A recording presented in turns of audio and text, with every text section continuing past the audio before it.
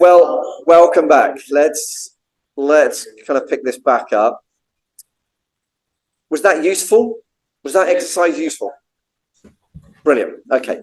So what I want to do now is I want to think about something that's very much it's going to end up being very much in tune with what we've done, but I'm going to start by going down a different line on it.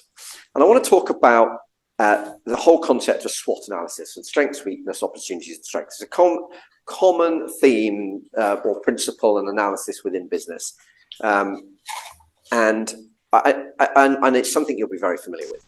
But I just want to kind of cycle back to those of you who haven't actually used it in business much, just so that you've got a clear understanding of what we're talking about. And to think about it, so when I think we did a SWOT analysis within Efficient Portfolio at each annual leadership meeting. So once a year, we're doing full SWOT analysis on what is going on in the business. And I looked back to what that SWOT analysis was in the lead up to us deciding to sell Efficient Portfolio.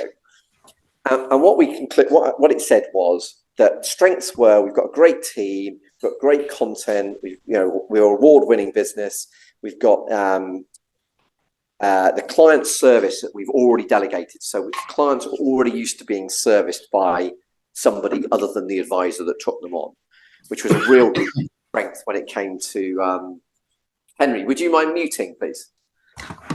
Sorry. So that was a real strength when it came to then giving us the opportunity to sell. Weaknesses were we got pretty good with the online marketing, but we couldn't seem to make it go any faster. Recruiting and retaining people is actually we were very good at. We didn't lose many people, but recruiting people in this part of the world was really, really difficult. So we generally had to train them up from scratch. And if I was completely honest, I'd lost my mojo for financial planning. I talked about pensions and retirement planning for too many years, and that was definitely a weakness. And I think anyone at the top of the business loses the mojo for the business that they're in is a significant weakness for the business. In terms of the opportunities, we were looking at going, we are being offered market leading numbers for our business at the moment.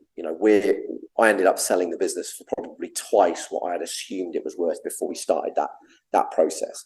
We actually set the goal of selling it for a figure 5 years from that date, and we executed in 1 year the same number. So there was like market leading offers out there. So that there was a great time for us to sell. There was a high demand, so we'd got a queue of businesses wanting to buy the business. The financial markets were high, which meant that our business was valued better. But of course, stock market crash would not necessarily mean that was the case. We'd got new companies that we wanted to set up that would create an opportunity for every one of the existing team members, assuming that we found a business that didn't want to buy the team. Obviously, if they wanted to buy the team, that was fine. We ended up finding a business that wanted to buy the clients, not the team, but we had an opportunity for every one of those employees, which was fantastic. So that's a great opportunity. Threats to the business, we were looking at going, well, we've got this final salary issue hanging over the business. We've got all the regulatory risk that comes in. We've got PI risk, getting PI insurance to cover our final salary book of business was a nightmare. The discretionary investment manager that we were using was falling by the wayside a little bit, and we weren't happy with them. So we knew that clients were slightly disgruntled about performance. Obviously, a market crash would impact the value of our business. If the regulator was to step in on how we charge ongoing fees, which is something that's been talked about in Australia, we tend to follow the Aussie market. That was something that would have had a massive impact on the business. And I got to the point where I was like, well, if I've either got to sell this business or take private equity backing and really grow it big, but then I'm going to have some private equity guys kind of breathing down my neck saying, you've got to do this, you can't have your 3 months of the year off, etc., etc., etc. So when we did that SWOT analysis, it became really clear that actually the right thing to do was to go, do you know what? All of our weaknesses lead us to say we kind of need to get out of this sector. All of the opportunities are that this is a great time to do it. And it made the decision become really easy. And that was all done through that SWOT analysis. And we see the same with Apple when they had the when Steve Jobs steps back into the business and he decided he wanted to break out into the music world. And the strengths were all about the fact that they had a strong brand and a strong identity. Weaknesses were more about the no prior experience in the music sector. Opportunities were around the fact that digital music was on the rise, but no one had really kind of made it a usable experience. And then threats were, companies like Sony who dominated that particular market.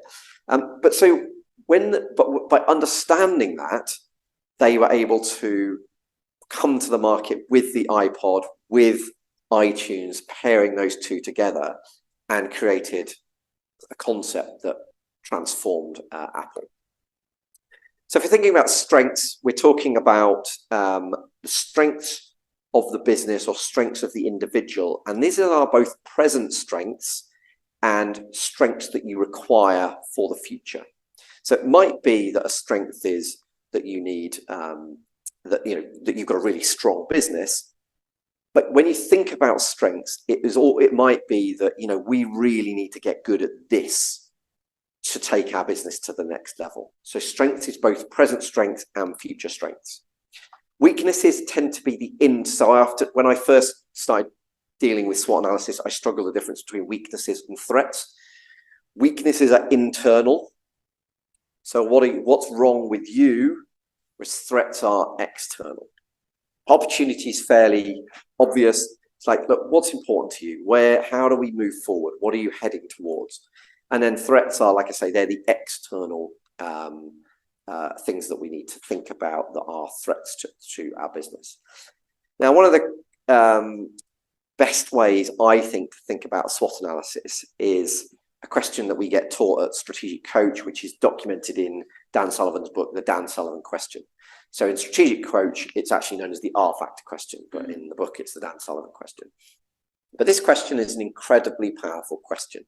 And it actually comes back to the fact that if you don't know necessarily what your some of the answers to your ideal client's questions is because you haven't been asking them questions like this question. So this question is an incredibly powerful question that we ask every new client that came on board at Efficient Portfolio, because without asking this question, we couldn't genuinely say that we knew what was important to that client. And so the way that we ask that question is, if we were sitting here 3 years from today, looking back, what's got to have happened for you to have made progress, made the progress that you, or for you to be happy with the progress that you've made? So I'll repeat that because I've messed it up. If we're sitting here 3 years from today, what progress have you got to have made for you to be happy? Now I've really completely, now I've got myself confused.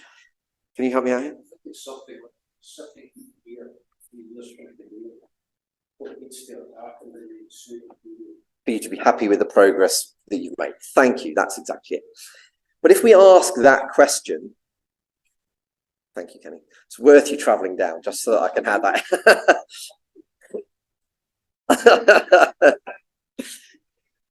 But if we ask that question in a slightly different way, when we imply that to the SWOT analysis, we can really start to think, okay, if I'm sitting here 3 years from today, what strengths have I got that can help me achieve my goals? Or what strengths do I need to get me into position 3 years from today?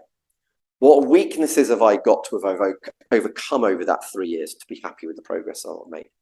What opportunities have I got available to me that I need to have maximized to be happy with the progress that I've made? And what threats do I need to have eliminated to be happy with the progress that I've made?